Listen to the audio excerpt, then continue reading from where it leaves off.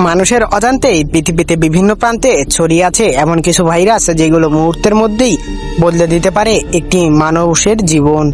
আর সেই তালিকায় আবারও আলোচনা এসেছে একটি ভয়ঙ্কর নাম, হান্টা ভাইরাস।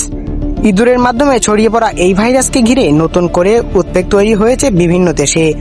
কেউ বলছেন এটি নতুন মহামারীর সংকেত, আবার কেউ বলছেন বহু পুরনো এই ভাইরাসকে নিয়ে নতুন অতিরঞ্জিত আতঙ্ক তৈরি করা হচ্ছে। কিন্তু আসল সত্যটা আসলে কি? আজকের ভিডিওতে আমরা জানবো হান্টা ভাইরাস আসলে কি, এটি কিভাবে ছড়ায়, মানুষের শরীরে কি ধরনের প্রভাব ফেলে এবং কোন চিকিৎসায় বিজ্ঞানীরা এই ভাইরাস নিয়ে এত উদ্বিগ্ন। হান্টা ভাইরাস কোনো ভাইরাস নয়, এটি প্রথমে শনাক্ত হয়েছিল বহু বছর আগে। তবে বিশ্বের বিভিন্ন দেশে সময়ে সময়ে এই ভাইরাসে আক্রান্ত হওয়ার ঘটনা সামনে এসেছে, বিশেষ করে গ্রাম অঞ্চল। বিজ্ঞানীদের মতে হান্টা ভাইরাস মূলত ইঁদুর জাতীয় প্রাণীর শরীর থেকে বাস করে।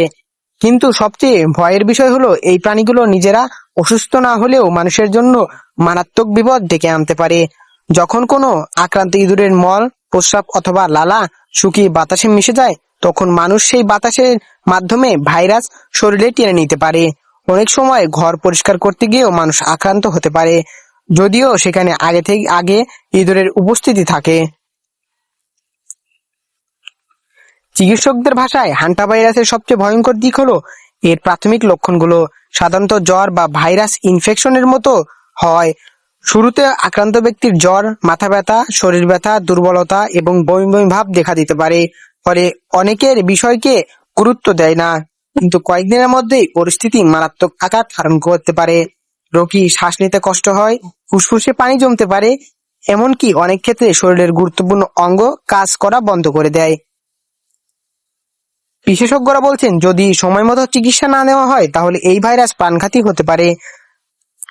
বিশ্ব স্বাস্থ্য সংস্থার বিশ্লেষকদের মতে হান্টা ভাইরাস সাধারণত মানুষের থেকে খুব সহজে ছড়ায় না।